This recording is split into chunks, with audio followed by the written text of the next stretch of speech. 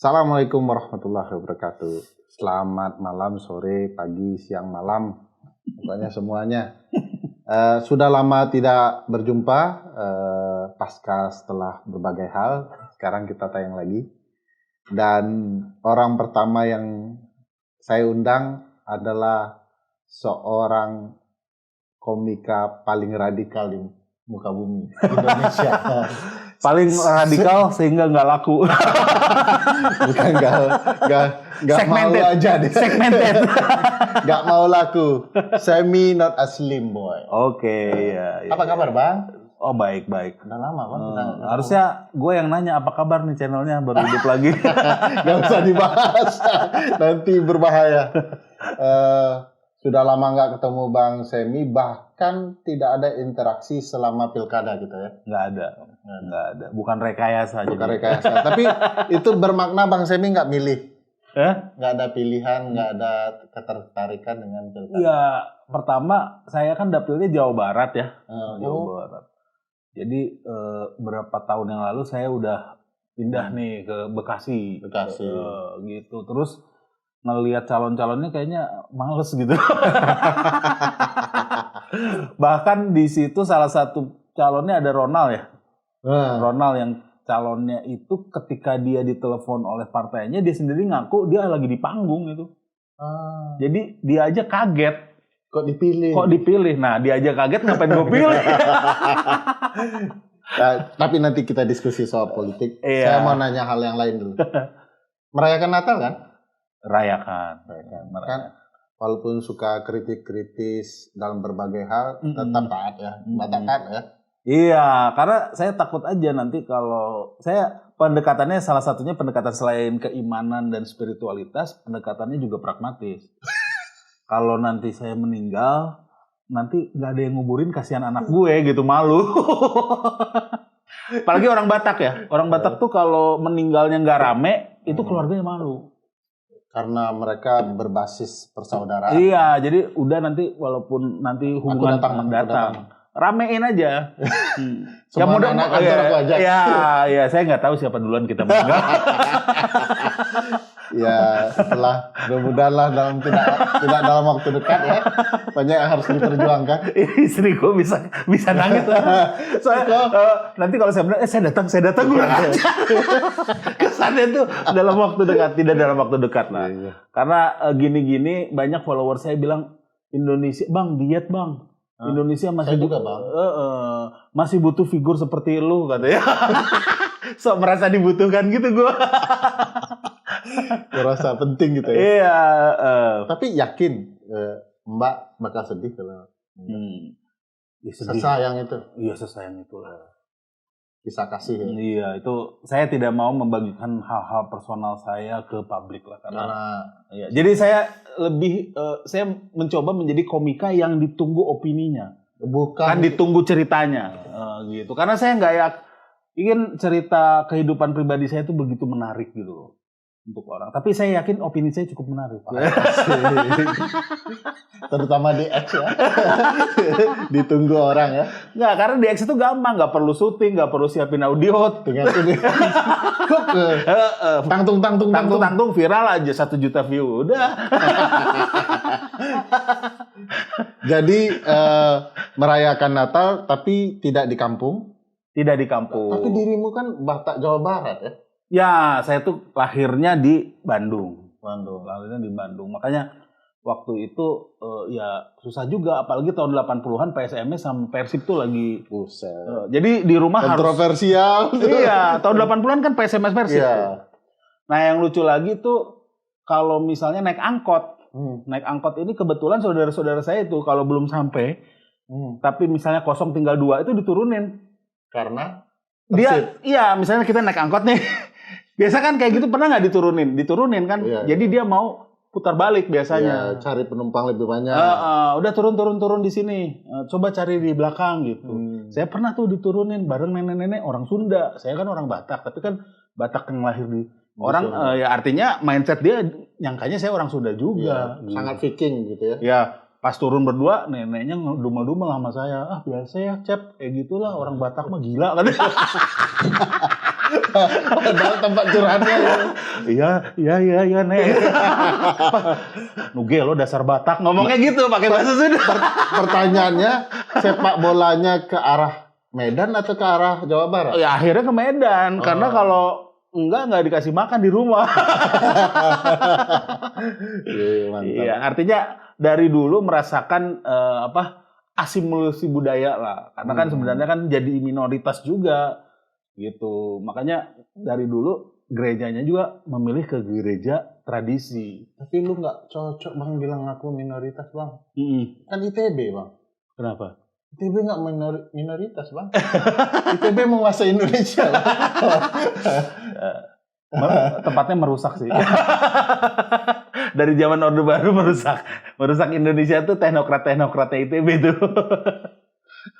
Siapa aja komika yang ITB? Panji.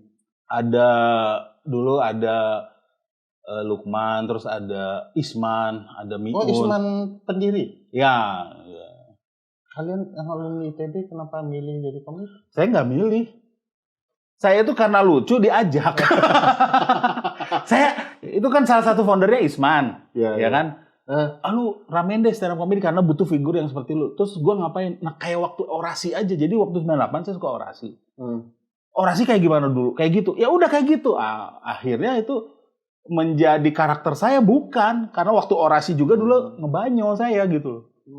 Gitu. Jadi waktu itu Soeharto harus kita gan, orang bilang tung. Pada bercanda. Iya, Soeharto harus kita gan, mereka bilang kan tung. Ganti aja, gitu.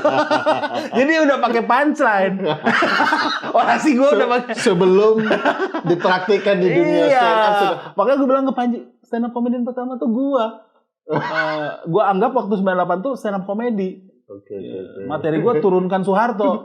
Turun beneran, padahal gue lagi bercanda gitu loh. Nah itulah sejarahnya gitu loh. Kalau masalah agama merayakan Natal kan, saya nggak setuju kalau dibilang agama itu pilihan. Agama itu bukan pilihan bagi saya. Agama itu? Agama itu adalah warisan. 99% tanpa survei saya bilang, orang beragama itu warisan dari orang tuanya. Orang tuanya Islam, dia Islam. Kecuali Deddy Kobusnya pindah gitu kan. Artinya ini penganut Quran ngaku-ngaku Kristen ini. Di Quran tuh kan bilang bahwa ayah dan ibumu yang menentukan kamu Muslim, Yahudi, Kristen. Iya, maksud saya itu kan dalil statistik. Soal dari Islam gimana ya? Kadang ada yang logis juga sih. Ini kejadian Natal, ini soal Natal nih kan. Natal nih. Anak saya waktu masih SD, dia kritis juga mirip seperti saya. Pak, ini hari apa hari Natal? Natal itu apa Pak? Kelahiran Yesus. Nah, Yesus kan Tuhan. Kok dilahirkan? Oh itu jokes. Iya. Pernah aku nonton. Iya. Kok dilahirkan? Ini si kampret belajar Islam dari mana? Itu kan ajaran. Jangan gitu loh. Nah, enggak artinya ya dia mencoba berpikir sesuai dengan logika dia. Makanya makanya kalau orang ada pindah agama berdasarkan logik, saya nggak terlalu setuju. Lu sedemokratis itu sama anak? Enggak dong. Kalau dia pindah agama juga saya marah. Enggak, soalnya sebagai orang Sumatera nggak ada tuh di rumah. Dan dia kayaknya nggak akan, karena jadi nggak bisa makan babi. Nggak, artinya gitu. Artinya di dalam agama tuh ada ruang-ruang kita tidak logis. Oke. Karena spiritual. Karena dalil apa? Keyakinan. Keyakinan, dogma kan? Dogma. Bukan fakta. Yesus itu Tuhan, itu dogma. Ya kan? Menurut Islam itu nabi, manusia. Menurut kita Tuhan. Tidak bisa diperdebatkan karena dogmanya lain. Nah, bahkan orang ateis pun tidak bisa membuktikan Tuhan itu tidak ada. Makanya ateis itu masuk agama juga. Karena ada hal-hal di mana dia harus. Kalau ateis agama coki dong nabinya. Ya iyalah. Nah, tapi enggak, maksud saya ateis sendiri ada titik-titik dia harus secara spiritual tidak bisa membuktikan bahwa Tuhan itu tidak ada, sehingga dia menggunakan faith kan, beriman juga kan itu. Bahwa Tuhan itu tidak ada bagi dia gitu loh. Ya, diskusi agamanya jangan terlalu tajam. Iya, nanti ini baru dibuka loh channelnya. Ini Bang, sebagai orang Sumatera, Batak, mobil khusus Batak begitu ya. kayak Natal nggak pulang kampung itu kan termasuk aneh itu Bang. Iya termasuk aneh. Tapi karena sekarang harga tiket domestik mahal, kampungnya jauh. Oh, iya. Ini bukan soal keyakinan, soal perhitungan aja. Perhitungan ekonomi satu gitu kan. Makanya ini gimana nih Menteri Perhubungan yang baru? Tetap aja ujungnya mah kritik. Terus orang tua saya yang masih ada tinggal ibu juga tinggalnya di Bandung. Oh di Bandung. Oh. Jadi memang udah perantau. Udah selesai di Bandung lah. Ya. Jadi di Bandung dia ayah pun dikuburkannya di Bandung. Oh.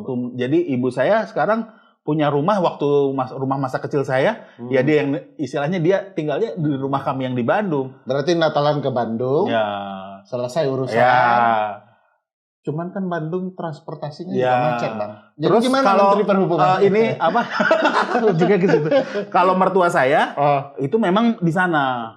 Tetapi saat ini juga beliau karena kurang sehat juga lagi sama kami di Jakarta. Di Jakarta, kadang di rumah saya, kadang di rumah adik ipar saya gitu loh. Jadi sementara mertua yang laki-laki juga udah nggak ada. Jadi memang alasan untuk balik ke sana tuh sedikit gitu loh. Apalagi saya ya. Kalau abang saya tuh yang pertama mualaf lagi. Terus yang kedua nikahnya tuh yang sama orang Batak Karo lagi. Nah kebetulan kakak saya nomor 3 dengan orang Batak lagi. Yang dengan orang Batak Karo lagi dan tetap di gereja tradisi karena kami itu juga banyak alirannya, Bang. Kalau kayak udah kan ada apa saya nggak mau ya, nggak ada apa dia padahal tahu ya. Ada si A, si A kan ya. Ada si A. Jumlahnya jangan terlalu keras, agak berat nanti.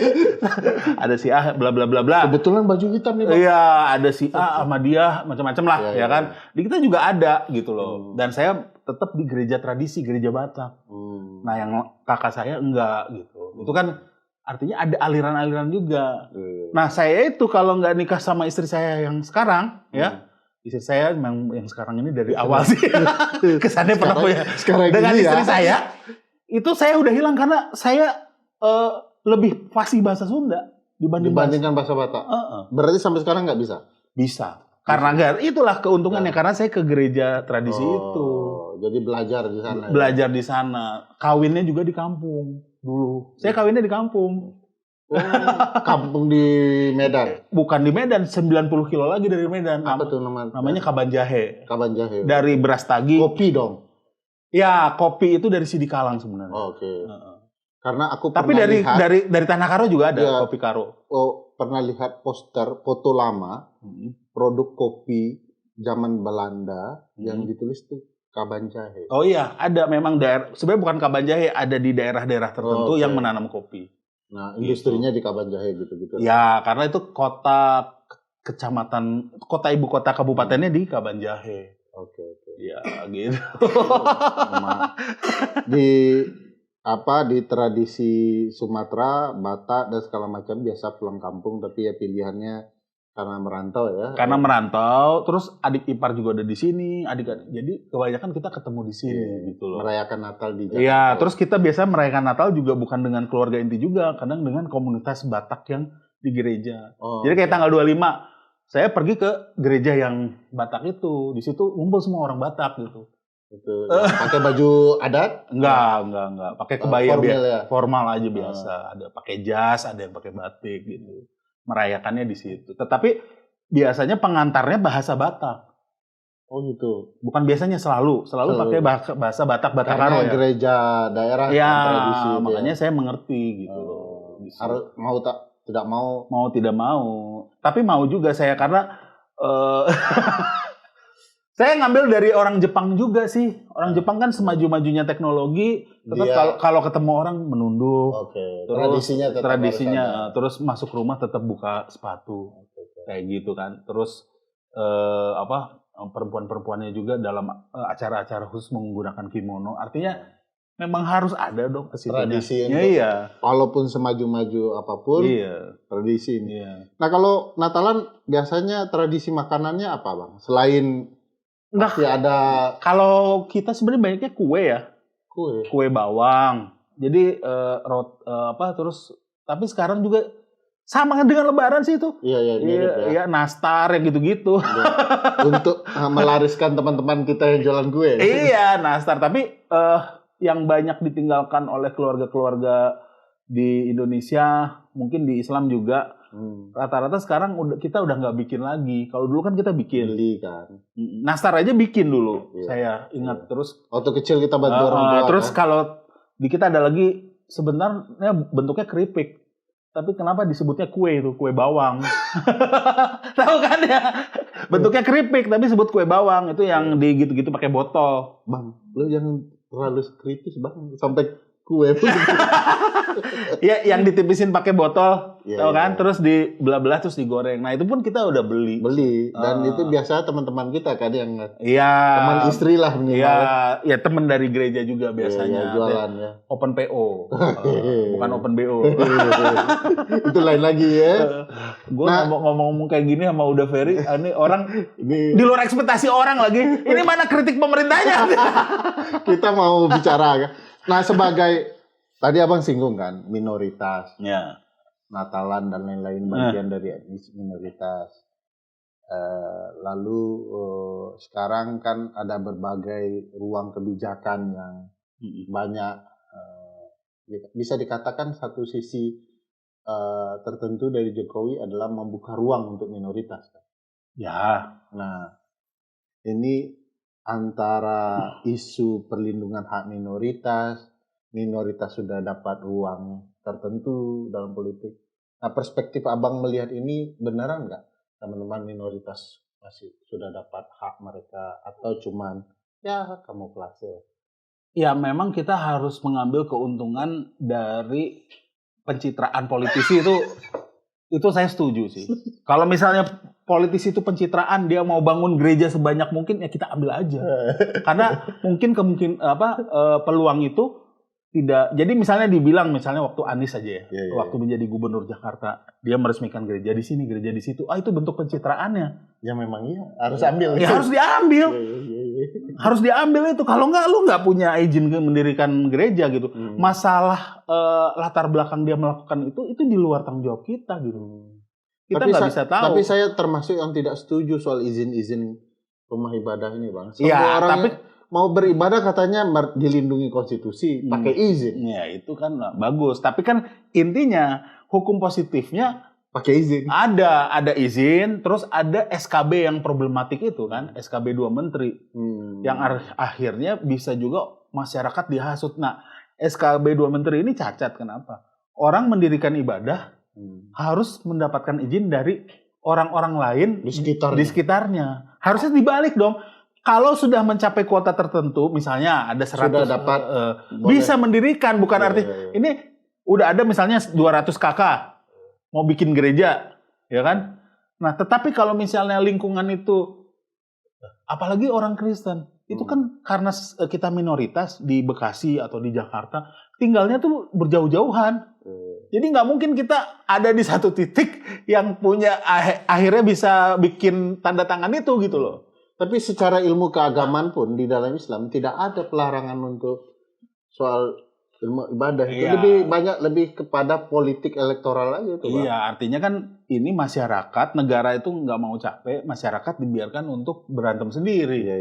Akhirnya masyarakat memboikot anggota masyarakat yang lain gitu. Harusnya kan negara turun. Ini tidak akan ada kristenisasi. Orang di sini yang mau bikin gereja tuh gereja Batak. Ini nggak akan ada kristenisasi terhadap daerah ini. Gitu. Itu kan yang harusnya disosialisasikan. Ini enggak. Pokoknya lu kumpulin tanda tangan. Kalau enggak ya lu berantem deh gitu kan sebenarnya SKB itu kan. Tapi kalau misalnya di approach gitu kan, ini orang-orang Batak nih ngumpul. Dia butuh gereja gitu loh. Tidak dijamin tidak akan ada kristenisasi. Karena ini orang-orang yang dari lahir sudah Kristen juga gitu. Yang mungkin dalam bentuk spermanya juga udah. Artinya seperti itu gitu loh. Ya kalau aku sih nggak, namanya orang mau beragama, mempromosikan agamanya, berdakwah sesuai agamanya ya boleh. Tapi kan ada ketakutan. Islamisasi boleh. Tapi kan ada ketakutan itu. Oke, ya. Ketakutan itu dan kita jamin juga enggak kok. Enggak ada. Artinya itu mungkin ada ya yang melakukan. Tapi gini misalnya udah Ferry tertarik nih untuk belajar Kristen. Ya. Ya, masa kita nggak terima gitu. Itu aja sih sebenarnya. Kan itu dijamin oleh konstitusi. Nah, tapi yang parahnya dari negara kita itu minoritas ini dijadikan komoditas itu dia gitu. Jadi untuk kepentingan politik. Ya, untuk kepentingan politik. Jadi sebenarnya tidak apa-apa minoritas diberikan ruang di politik, tetapi tetap yang diutamakan meritokrasinya dong. Iya. Jangan mentang-mentang saya misalnya minoritas, udah lu aja deh supaya kelihatan gua toleran. Enggak dong, kalau gua nggak punya kemampuan ya jangan dipilih. Yang paling toleran itu bukan orang politik, Bang, tapi pajak, Bang. PPN 12 semua kena. Iya kan? Nah, terus yang masalah gini, mengucapkan selamat Natal. Itu kan selalu jadi polemik tiap tahun. Ya kan? Tahun ini kayaknya nggak jadi polemik gara-gara ada pajak ya. Bagus. Artinya isu-isu sektariannya sudah mulai tergerus oleh isu-isu kelas kan. 12% ini kan masalah kelas. Kita bicara soal tapi artinya bicara kelas di kiri mereka. Tapi artinya gini loh, udah Ferry. Kita juga, terutama saya tidak mau mewakili minoritas yang lain. Saya sebagai orang Kristen nih, juga tidak mau dijadikan komoditas, terutama soal selamat Natal. Lu nggak mau selamat Natal sama gue? Ya udah. Esensinya kan bukan itu ya? Iya, tetapi yang salahnya tuh gini, yang ngasih selamat Natal juga, lu manas-manasin tuh. Nih dong, selamat Natal kayak gue, nggak kayak lu. Nah udah, lu selamat Natal. Berantem kan? Iya, harusnya gini, lu selamat Natal aja. Iya, nggak usah Bang Semi selamat Natal, selesai urusan. Atau lewat DM, Bang Semi selamat Natal, mana kuenya, selesai. Ini kan yang terjadi gini kan, orang yang ngasih selamat Natal sambil ngelirik orang yang nggak ngasih selamat Natal. Nih, gua dong selamat Natal. Lu mah nggak toleran. Lu sih, lu Islam 212 lu, ya kan kayak gitu. Iya. Nah, saya juga nggak suka. Akhirnya orang ini seolah-olah tuh membilang bahwa gua lebih tuh enggak. Lu tuh provokator gitu. Cuman untuk mencari kepentingan tertentu aja. Sama dengan misalnya kasus LGBT. LGBT yang beneran itu kesel sama orang-orang yang aktivis LGBT. Ada yang kesel. Gara-gara lu, gua jadi nggak bebas. Gara-gara ini tema dari agama ke LGBT ya, enggak aja, maksudnya, potensi dia. Nah, ini karena ada orang LGBT bilang ya, lu nggak perlu accept nilai gue, lu cukup respect nilai gue. Nah, sedangkan ada beberapa orang yang pengen di accept nilainya, pengen perkawinan LGBT itu diformalkan. Nah itu kan agak sulit. Bahkan di negara maju pun itu masih menjadi polemik. Nah jadi ibaratnya kita tuh naik tangga mau ngelangkah langsung. Iya. Kadang perspektif perlindungan HAM kita itu salah, Bang. Iya, satu lagi nih, kasus. Ingat nggak siapa sih namanya staf susnya Jokowi yang milenial, yang akhirnya kawin beda agama, terus di istilahnya perkawinan antar agama, terus dilakukan di masjid atau di katedral atau di gereja. Itu juga gue nggak setuju karena manasin ya. Di Kristen juga kawin antar agama tuh nggak ada. Nggak boleh. Nggak ada. Nah, sekarang kan itu kan kayak mau naik tangga langsung loncat. Saya mendukung hak-hak sipil. Orang yang beda agama boleh nikah. Tetapi tidak perlu diakui di agama. Yang salah tuh undang-undang kita. Kenapa harus ada pengakuan agama? Baru dia bisa dicatatkan secara sipil. Harusnya kan boleh orang yang pindah agama, berbeda agama menikah, hanya dicatatkan secara sipil. Secara administrasi. Iya, gitu. Artinya negara melindungi, artinya kalau dia bercerai harus ada arta gonogini, artinya dia menjadi sebuah payung, ada payung hukumnya kan? Ya, kalau ada KDRT dan sebagainya, kalau dia bercerai harus ada harta yang ada perlindungan hak juga. Ada perlindungan hak walaupun dia tidak melakukannya secara agama. Nah, ini kan gara-gara harus melakukannya secara agama, ada yang sok-sok toleran tapi salah kaprah. Iya. Ininya nggak diperjuangkan, hak yang sipilnya ini. Tapi tiba-tiba dia, itu kan semacam pencitraan aja. Nikah di gereja. Orang Islam nikah di gereja. Saya juga sebagai orang Kristen gak bisa terima itu. Iya. Jadi, saya kurang toleran apa udah. Tapi itu salah gitu loh. Dari perspektif perlindungan HAM-nya sebenarnya salah. Itu sering, Bang. Aku kasih contoh juga. Perspektif yang salah, yang sederhana. Ngucapin salam seluruh agama. Nah itu juga. Menurutku aneh itu. Karena perspektifku adalah semua agama punya hak di Indonesia. Betul. Bayangkan kalau seratusan agama masuk Indonesia. Iya. Kita harus berpidato ngucapin salam 100 agama. Iya. Sudah selesai pidatonya dengan urusan salam, Bang. Yang salam, kan orang Kristen ngomongnya shalom. Iya. Salam kebajikan. Orang Buddha itu pernah ada yang bilang salam kebajikan itu bukan salam katanya. Pokoknya aneh lah, pokoknya orang Buddha sendiri nggak setuju dengan yang itu. Ada ya beberapa. Terus Makanya bingung saya itu. Itu makanya itu kosmetik. Kosmetik gitu. Jadi untuk dimanfaatkan untuk urusan yang tidak esensial. Iya. Harusnya kalau penghormatan perlindungan hak kan udah ada patokannya. Ya artinya saya setuju bahwa hak-hak sipil itu harus diberikan kepada orang yang mau menikah antara agama. Ya kan? Tetapi bukan artinya dia harus ada orang Islam terus diberkati di gereja.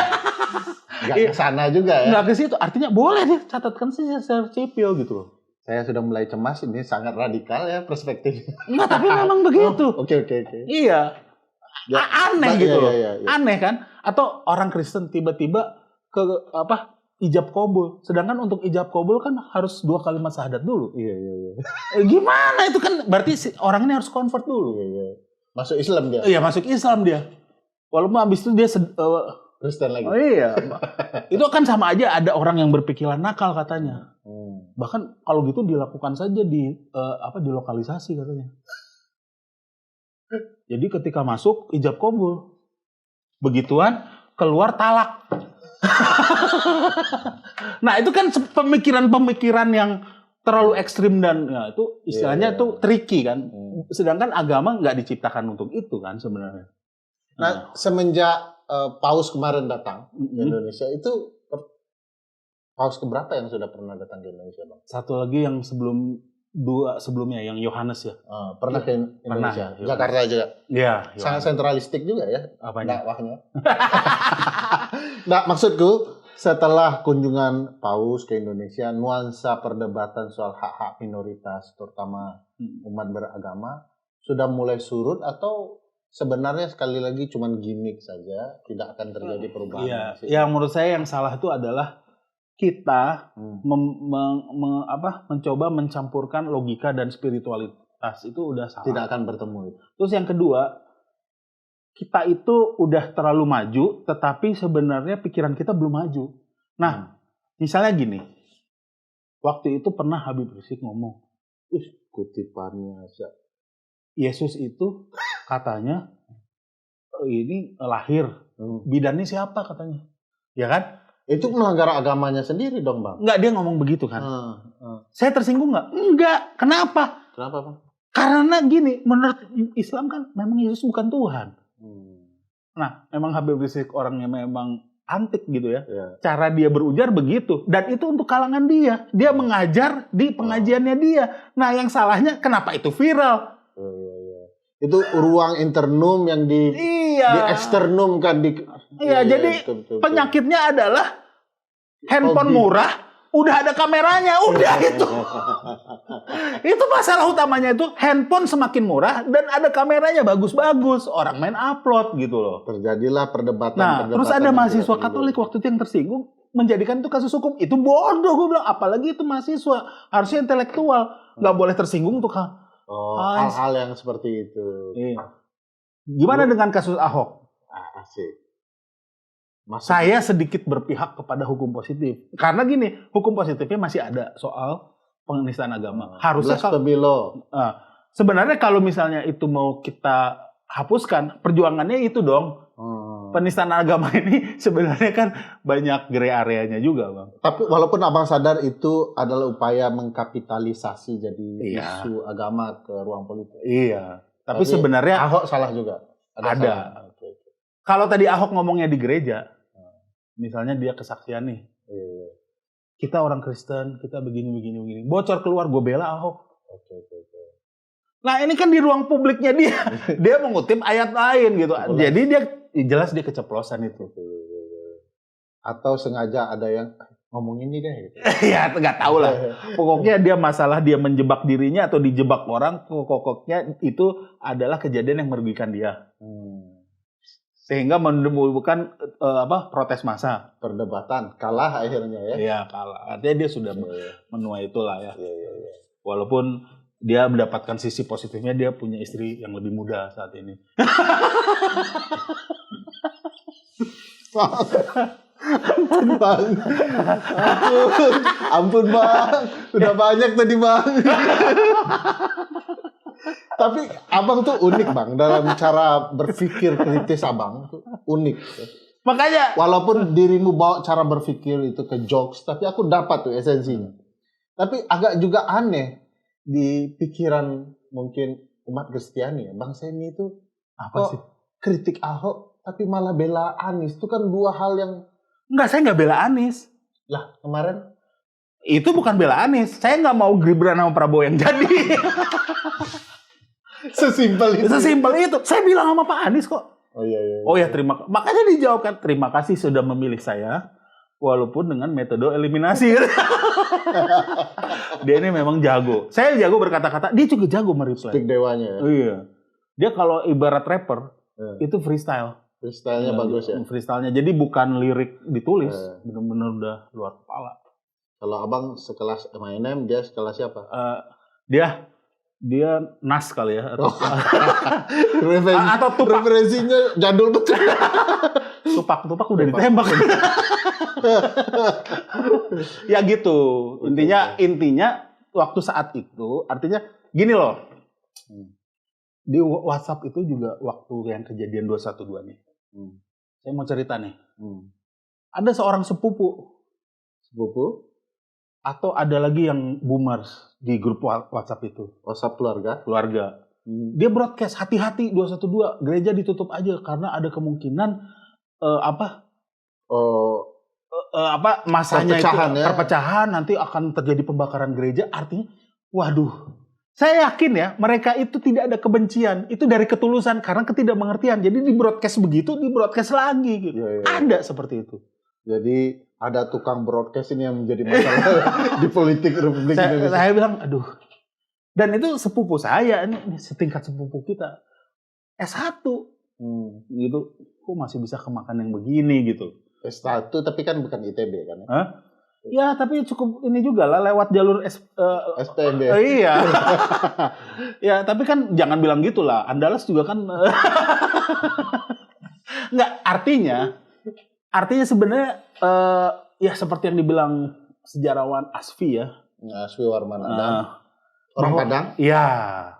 Saya ini seorang yang belajar teknologi, tapi setelah dites saya ternyata lebih otak kiri saya jalan, tapi ternyata dominan. Abang tahu ada penelitian bahwa anak-anak eksakta itu dalam hukum Amerika dikenal sebagai lawyer terbaik. Itu ada penelitiannya. Iya. Jadi lawyer nomor 1 di Amerika biasanya anak eksak. Cuman kan mereka untuk masuk hukum itu bisa siapa saja, bisa anak eksak. Nah, karena logis.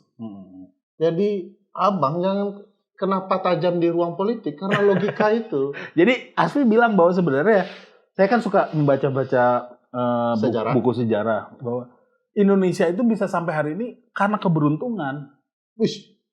Karena gini, temennya Soekarno siapa? Hatta. Bukan, di luar negeri. Dulu kan zamannya Gamal Abdul Nasser, terus Yosef Broz Tito, terus dulu sama Stalin. Udah pada bubar semua. Kecuali Gamal Abdul Nasser ya. Mesir enggak ya. Tapi kan udah berganti rezim juga. Terus Yosef Broz Tito. Balkan udah pecah. Indonesia beruntung karena? Nggak tahu. Karena? Tapi dicobainnya kan gila-gilaan. Dari tahun 50 tuh konflik. 65 konflik. Terus konflik agama di Ambon di mana? Konflik. Terus Aceh juga pendudukan militer. Iya.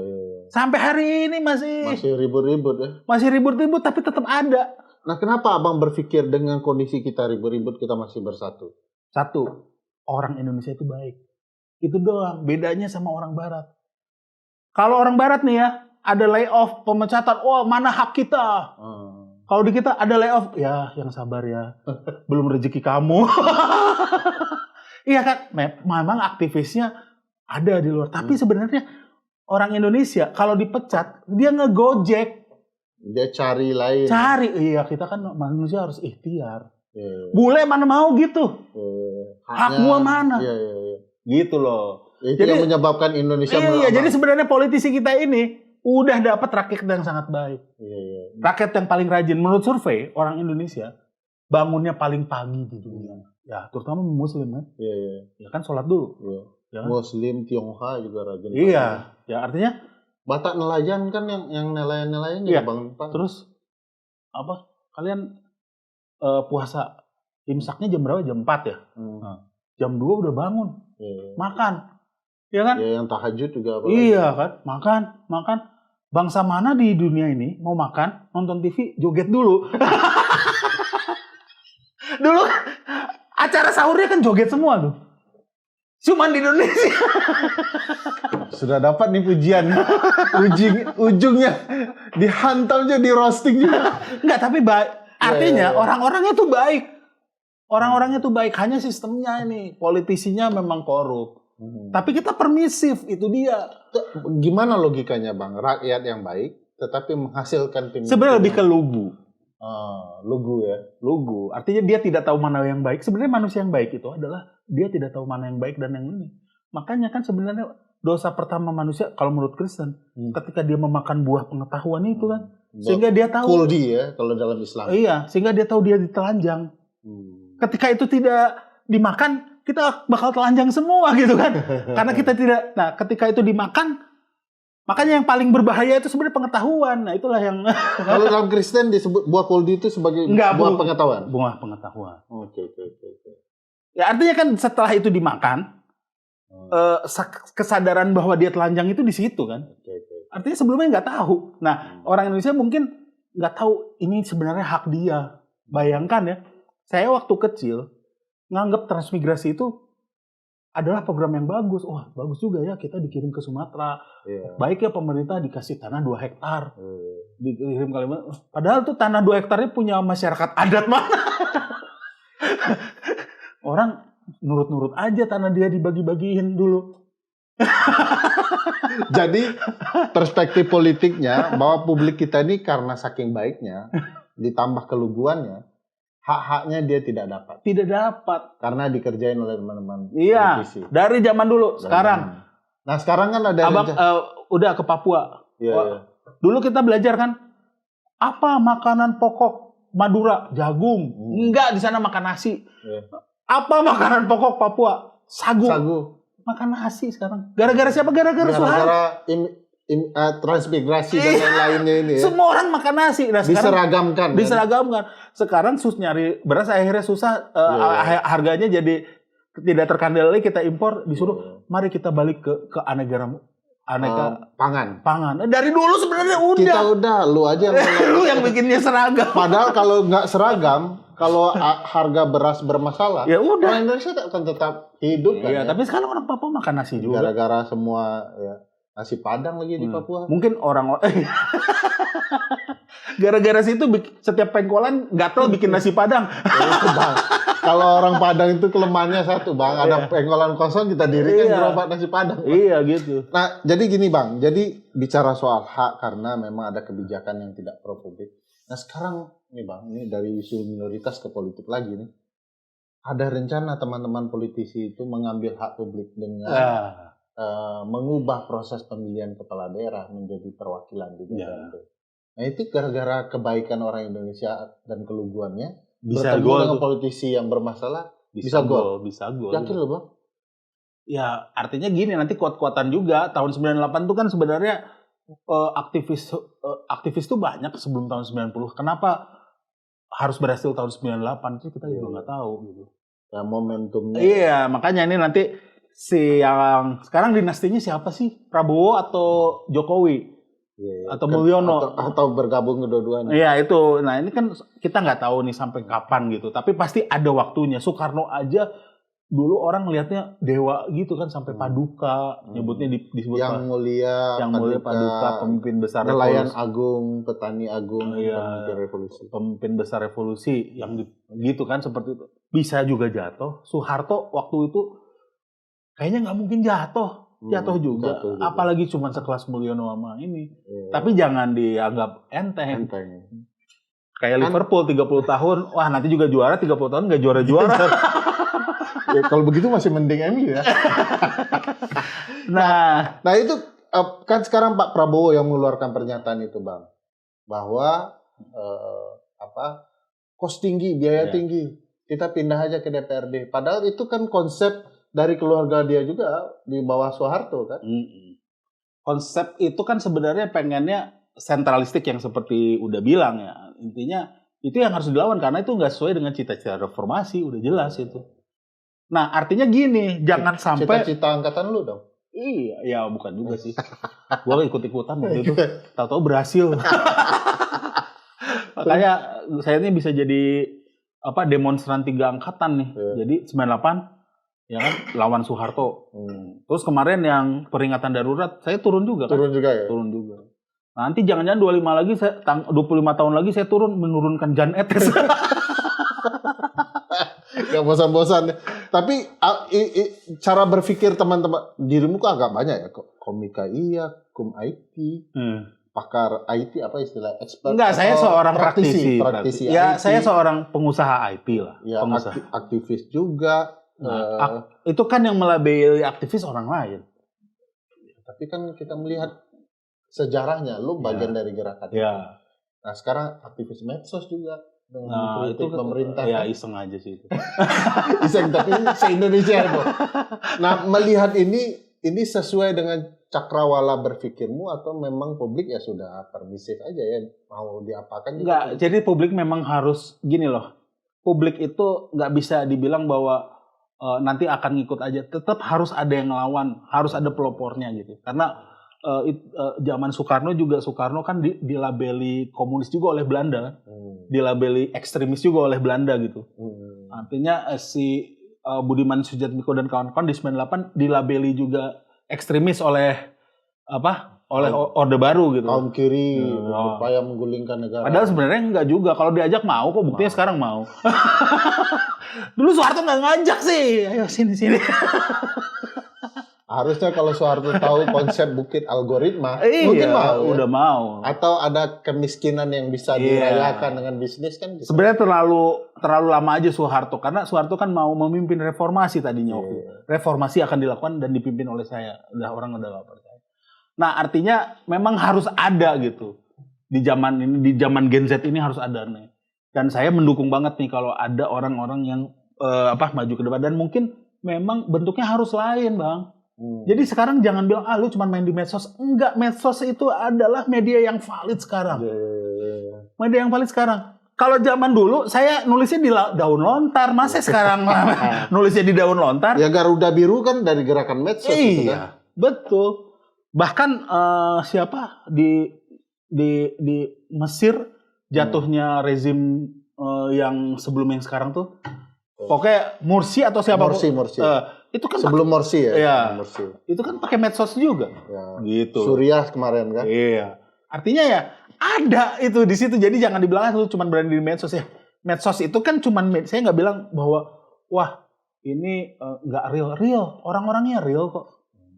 Hanya dalam media online. Ini dalam kehidupan nyatanya itu orang-orang nyata hanya dalam media online. Gitu loh.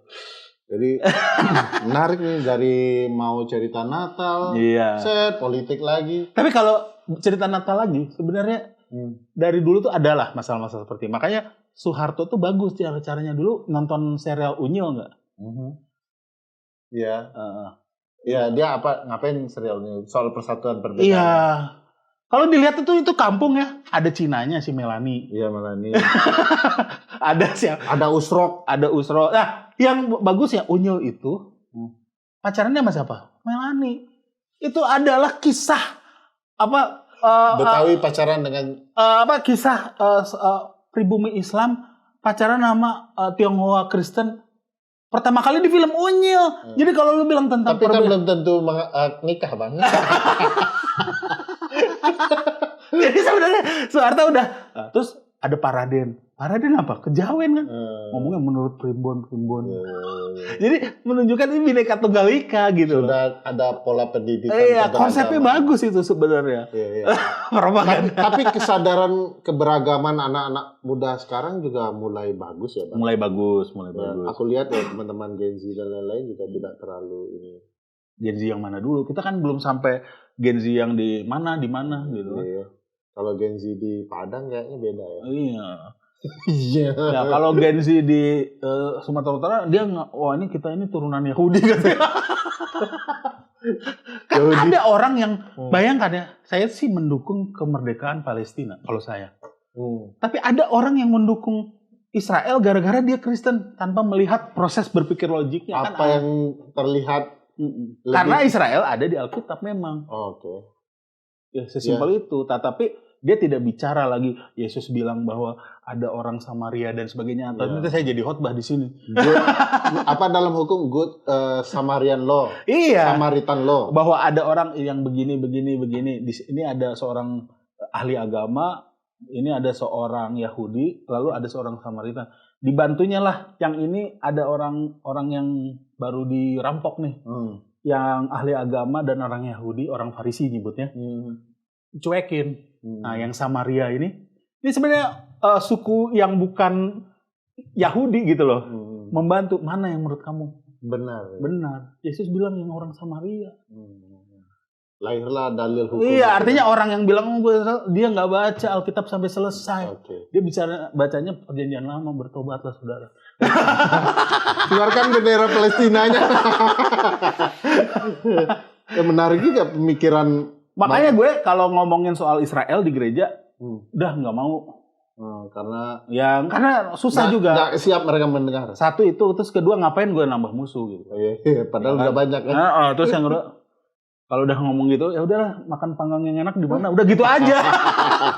Ngapain debat-debat? Iya, karena nggak ada gunanya juga. Nah, kalau dia nonton ini, terserah dia. Ternyata gitu ya. Tapi sekali lagi yang menarik dari Bang Semi yaitu adalah selain ceplas-ceplosnya yang terbuka, adalah keberanian bersikap itu. Ya kan berani karena Batak, bukan karena benar. Ya kan?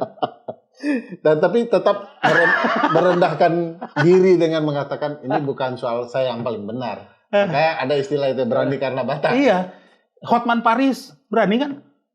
Ya nggak benar itu kan? Bang, udah nggak mau ngundang saya dia lagi karena berbeda pandangan. Tapi ya udah, Bang Semi, tahun baru ini Natal dan tahun baru di Jakarta. Tetap akan kritis bersama keluarga dan selamat merayakan Natal dan tahun baru. Terima kasih. Dan sehat-sehat seluruh keluarga dengan situasi penghujan. Kayaknya merayakan Natal akan dengan banyak soto Betawi. Tapi dikasih minyak babi. Ya terima kasih Bang. Sukses selalu. Dan aku tunggu loh janji 2025 untuk spesial show-nya yang. Saya harus lama sih nulisnya. Ya karena kan dirimu sibuk, bukannya nggak ada ide. Enggak. Jadi memang pengen ada. Saya mau bicara sejarah Indonesia. Makanya lagi riset nih, makanya baca lagi buku Uda Asfi, Warman ada gitu loh. Oke. Ya, Padang tapi kiri aneh. Kiri aneh memang. Tapi itulah keberagaman kan harusnya ya. Tidak semua Padang Buya Hamka kan. Ada Asfi, Warman Adam dan lain-lain. Tan Malaka yang sangat kiri dan kemudian kembali ke tengah. Sampai jumpa. Assalamualaikum. Ngalor ngidul nih. Lah asik Bang. Suka Bang.